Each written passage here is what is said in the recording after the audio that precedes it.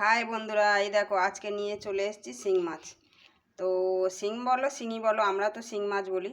তা এই যে শিং মাছগুলো কেটে ধুয়ে পরিষ্কার করে রেখে দিয়েছি। আর তো এইখানে এই গরমে আজকে মানে শিং মাছের একটা পাতলা ঝোল করে দেখাবো। তো এটা খেতে কিন্তু খুব টেস্টি হয়। তা তোমরা এরকম একবার বানিও। তো এই দেখো আমি এখন শিং মাছগুলো লবণ হলুদ দিয়ে ভালো করে মেখে নেব। দিয়ে দিলাম এই যে লবণ, আর দিয়ে দিলাম এই যে হলুদের গুঁড়ো দিয়ে সুন্দর করে এটা মেখে নেব। তো শিং মাছগুলো এই যে আমি সুন্দর করে লবণ হলুদ মেখে নিয়েছি নিয়ে এখন আমি ভেজে নেব শিং মাছটা।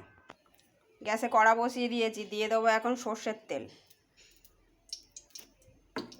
সর্ষের তেলটা একটু গরম করে নেব।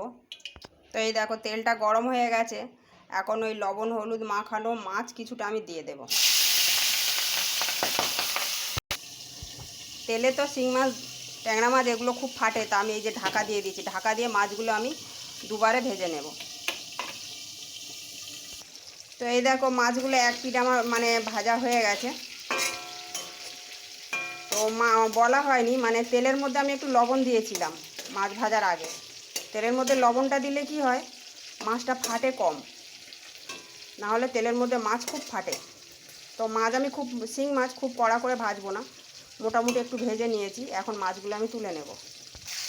তো আর একবার এই যে মাছগুলো দিয়ে দিয়েছি। মাছগুলো খুব বড় না, ছোট। তা রাত্রে নিয়ে এসেছিলাম কিনে রাত্রে নিয়ে এসে রাত্রেই কেটে নিয়েছিলাম।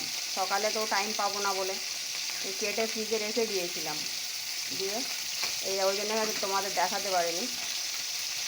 তো মাছগুলো এখন সবগুলো ভেজে নেব। তো এই দেখো শিং মাছ রান্না করার জন্য এখানে আছে এই কাঁচকলা। একটা বড় সাইজের কাঁচকলা ছিল। কাঁচকলাটা আমি কেটে হলুদ জলে চুবিয়ে রেখে দিয়েছিলাম, দিয়ে ভালো করে জল ঝারিয়ে তুলে নিয়েছি। এখানে আছে পেঁপে এই যে লম্বা লম্বা করে কেটে নিয়েছি। এখানে আছে পেঁপে, আর এখানে আছে আলু, দুটো বড় সাইজের আলু, ওটাও লম্বা করে কেটে নিয়েছি। এখানে আছে চেরা কাঁচা লঙ্কা, 6-7টা কাঁচা লঙ্কা নিয়েছি, ছোটো সাইজের লঙ্কা।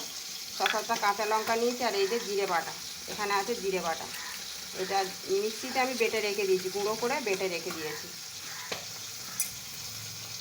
তো মাছ ভেজে এই দেখো মাছ ভেজে আমি তুলে নিয়েছি। ওই তেলের মধ্যে আমি পেঁপেগুলো লম্বা করে কেটে রাখা পেঁপেগুলো ভেজে নেব। বেশি পেঁপে দিইনি, বেশি পেঁপে দিলে আবার ভালো লাগে না। পেঁপে একটা জলে ভাব থাকে, অল্প দিয়েছি। মানে একটা পেঁপে অর্ধেক দিয়েছি, ছোটো সাইজের পেঁপে। তো দিয়ে দেবো একটু লবণ দিয়ে পেঁপেটা সুন্দর করে লাল করে ভেজে নেব, নিলে পেঁপেটা খেতে ভালো লাগবে।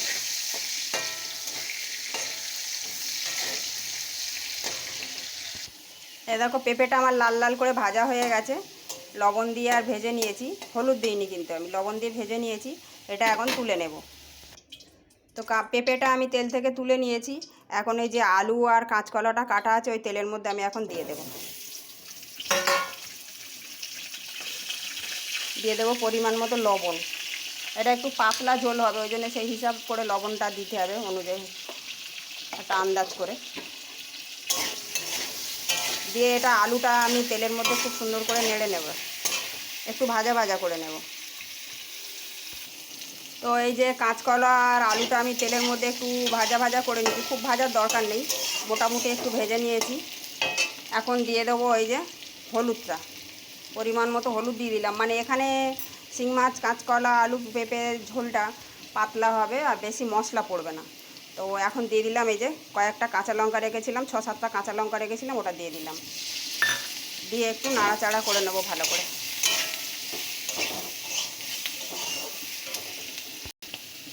দিয়ে দেবো এখন ভাজা পেঁপেগুলো।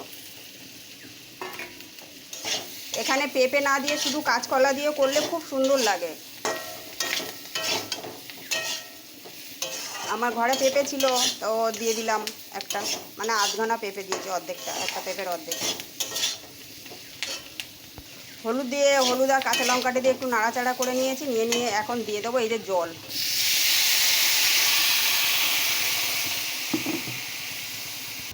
এই যে বেশ খানিকটা জল দিয়ে দিয়েছি, পাতলা ঝোল হবে। বেশ খানিকটা জল দিয়ে দিয়েছি, এখন এটা ফুটতে দেব। আমি এখন চাপা দিয়ে দেব।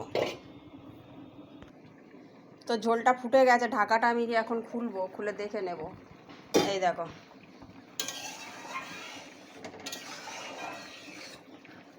এখন যে শিং মাছগুলো ভেজে রেখেছিলাম বা শিঙি মাছগুলো ভেজে রেখেছিলাম ওগুলো দিয়ে দেব।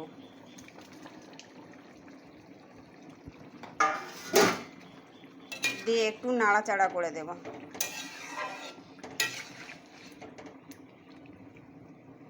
আবারও ঢাকা দিয়ে দেব।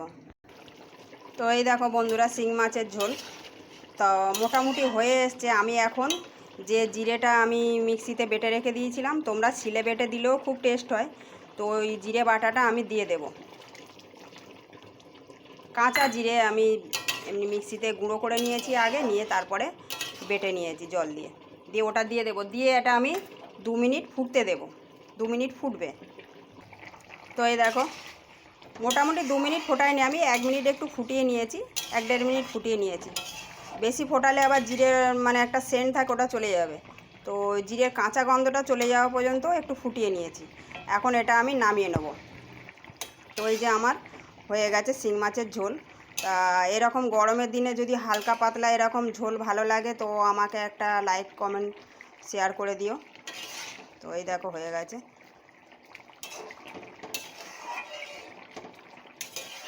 এখন আমি এটা নামিয়ে নেব। তো এই দেখো নামিয়ে নিয়েছি। কাঁচা লঙ্কা জিরে বাটা দিয়ে একটা সুন্দর শিঙি মাছের ঝোল। এরকম পাতলা, এই গরমের দিনে এরকম পাতলা করে ঝোল রান্না করে তোমরা একবার খেয়ে দেখো, খুব সুন্দর কিন্তু খেতে লাগে। গরম ভাতের সঙ্গে তো দারুণ খেতে লাগে। তো তোমরা একরকম মানে এরকম করে খেয়ে দেখো, খুব ভালো লাগবে। আর আজকের আমার এখানে আছে এই যে এটা দেখো, নিম পাতা। নিম পাতা আমি ধুয়ে আর এরকম কুচি কুচি মানে বঁটি দিয়ে কুচি করে একদম রেখে দিয়েছি। এটা তেল দিয়ে এখন ভেজে নেব।